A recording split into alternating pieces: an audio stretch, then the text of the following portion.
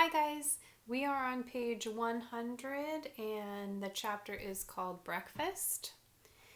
Can you pick me up from school today? I said the next morning, smearing some cream cheese on my bagel. Mom was making August lunch, American cheese on whole wheat bread soft enough for Augie to eat. While August sat eating oatmeal at the table, Dad was getting ready to go to work. Now that I was in high school, the new school routine was going to be that Dad and I would take the subway together in the morning, which meant his having to leave 15 minutes earlier than usual. Then I'd get off at my stop and he'd keep going. And Mom was going to pick me up after school in the car. I was going to call Miranda's mother to see if she could drive you home again, Mom answered. No, Mom, I said quickly. You pick me up or I'll just take the subway. You know I don't want you to take the subway by yourself yet, she answered. Mom, I'm 15. Everybody my age takes the subway by themselves. She can take the subway home, said Dad from the other room, adjusting his tie as he stepped into the kitchen. Why can't Miranda's mother just pick her up again, Mom argued with him. She's old enough to take the subway by herself, Dad insisted. Mom looked at both of us. Is something going on? She didn't address her question to either one of us in particular. You would know if you'd come back to check on me, I said spitefully. Like you said you would. Oh, God, Via, said Mom, remembering now how she had completely ditched her last night. She put down the knife she was using to cut Augie's grapes in half, still a choking hazard for him because of the size of his palate. I'm so sorry. I fell asleep in Augie's room. By the time I woke up, I know. I nodded indifferently. Mom came over, put her hands on my cheeks, and lifted my face to look at her. I'm really, really sorry, she whispered. I could tell she was. It's okay, I said. Mom, it's fine. This time I meant it. She looked so genuinely sorry. I just wanted to let her off the hook. She kissed and hugged me, then returned to the grapes. So something going on with Miranda, she asked. Just that she's acting like a complete jerk, I said. Miranda's not a jerk, Augie quickly chimed in. She can be, I yelled. Believe me. Okay then, I'll pick you up. No problem, Mom said, decisively sweeping the half grapes into a small bag with the side of her knife. That was the plan all along anyway. I'll pick Augie up from school in the car and then we'll pick you up. We'll probably get there about 3:45. No, I said firmly before she'd even finished. Isabel, she can take the subway, said Dad impatiently. She's a big girl now. She's reading War and Peace, for crying out loud. What does War and Peace have to do with anything? Answered Mom, clearly annoyed. It means you don't have to pick her up in the car. Like she's a little girl, he said sternly. Via, are you ready? Get your bag and let's go. I'm ready, I said, pulling my backpack. Bye, Mom. Bye, Augie. I kissed them both quickly and headed toward the door. Do you even have a Metro card, Mom said after me. Of course she has a Metro card, answered Dad, fully exasperated. Heesh, Mama, stop worrying so much. Bye, he said, kissing her on the cheek. Bye, big boy, said to August, kissing him on the top of his head. I'm proud of you. Have a good day. Bye, Daddy. You too. Dad and I jogged down the stoop stairs and headed down the block. Call me after school before you get on the subway, Mom yelled at me from the window. I didn't even turn around, but waved my hand at her so she'd know I heard her. Dad did turn around, walked backward for a few steps. War and peace, Isabel, he called out, smiling as he pointed at me. War and peace. So it looks like Mom's also having a hard time letting Via grow up. You know, she's in high school now, so she's not used to her wanting to, take the subway and become more independent. And it seems like Via's dad is totally on board saying, yeah, go for it. Have you ever had that with your parents before? Where, one of them is maybe being more protective over a situation and the other one parent is maybe saying, yeah, it's okay. I remember growing up like that. My mom was definitely the one that I went to. When I wanted certain things, and I knew my dad was more of the strict one. So sometimes you have that in a family dynamic, and it's interesting. The next chapter is Genetics 101. Both sides of Dad's family were Jews from Russia and Poland. Papa's grandparents fled the pogroms and ended up in New York City at the turn of the century. Tata's parents fled the Nazis and ended up in Argentina in the 40s. Papa and Tata met at a dance on the Lower East Side while she was in town visiting a cousin. They got married, moved to Bayside, and had Dad and Uncle Ben. Mom's side of the family is from Brazil, except for her mother, my beautiful grands. And her dad, Augusto. He died before I was born. The rest of Mom's family, all her glamorous aunts, uncles, and cousins, still live in Alto Leblon, a ritzy suburb south of Rio Grande. Grandes and Augusto moved to Boston in the early 60s and had Mom and had Aunt Kate, who's married to Uncle Porter. Mom and Dad met at Brown University and have been together ever since. Isabel and Nate like two peas in a pod. They moved to New York right after college, had me a few years later, then moved to a brick townhouse in North River Heights, the hippie strollers capital of Upper Manhattan, when I was about a year old. Not one person in the exotic mix of my family gene pool has ever shown any obvious signs of what August has.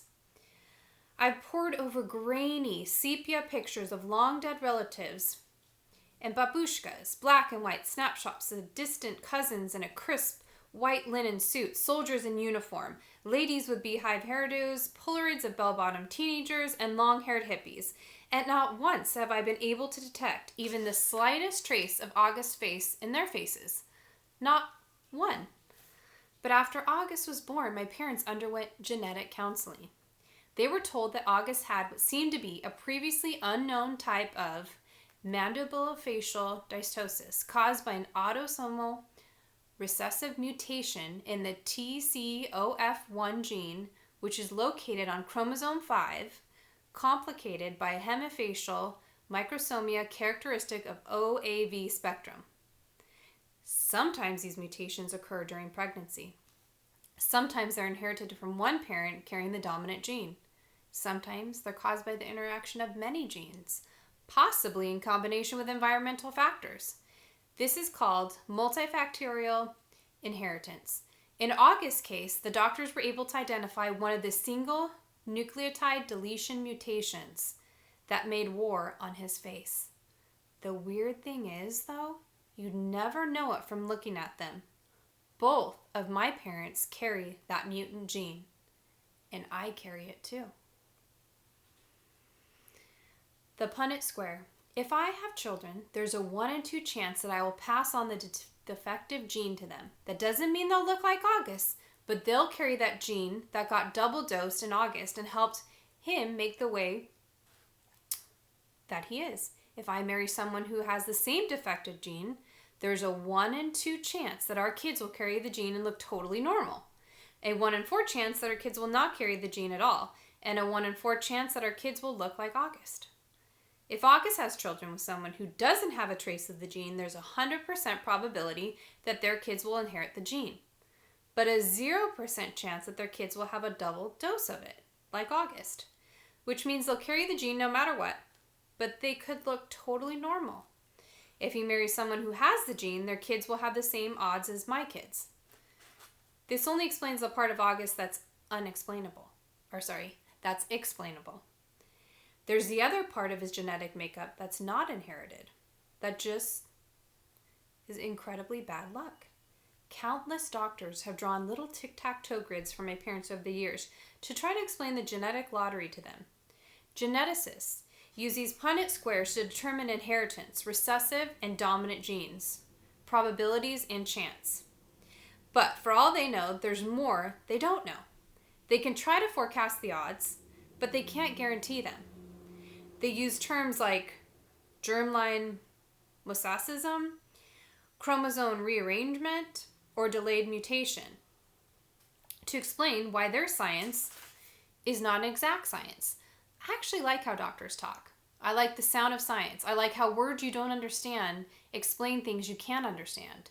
There are countless people under words like germline mosaicism, chromosome rearrangement, or delayed mutation. Countless babies who will never be born like mine. Miranda and Bella blasted off. They attached themselves to a new crowd destined for high school glory. After a week of painful lunches where all they could do was talk about people that didn't interest me, I decided to make a clean break for it. They asked no question and I told no lies. We just went our separate ways. I didn't even mind after a while. I stopped going to lunch for about a week, though, to make the transition easier, to avoid the fake, oh, shoot, there's no room for you at the table. Olivia, it was easier just to go to the library and read. I finished War and Peace in October. It was amazing. People think it's such a hard read, but it's really just a soap opera with lots of characters, people falling in love, fighting for love, dying for love. I want to be in love like that one day. I want my husband to love me the way that Prince Andre loved Natasha. I ended up hanging out with a girl named Eleanor, who I'd known from my days at PS22, though we'd gone to different middle schools. Eleanor had always been a really smart girl. A little bit of a crybaby back then, but nice. I'd never realized how funny she was. Not laugh out loud funny, dad funny, but full of great quips. And she never knew how lighthearted I could be. Eleanor, I guess, had always been under the impression that I was very serious. And as it turns out, she'd never liked Miranda and Ella. She thought they were stuck up. I gained entry through Eleanor to the smart kids table at lunch. It was a larger group than I'd been accustomed to hanging out with, and a more diverse crowd. It included Eleanor's boyfriend, Kevin, who would definitely become class president someday, a few techie guys, girls like Eleanor, who were members of the yearbook committee and the debate club, and a quiet guy named Justin, who had small round glasses and played the violin, and who I had an instant crush on. When I'd see Miranda and Ella, who were now hanging out with a super popular set, we'd say, hey, what's up? And move on. Occasionally, Miranda would ask me how August was doing, and I'd tell him, I say hello. This I never did. Not to spite Miranda, but because August was in his own world these days. There were times at home that we never even crossed paths. October 31st. Gran had died the night before Halloween.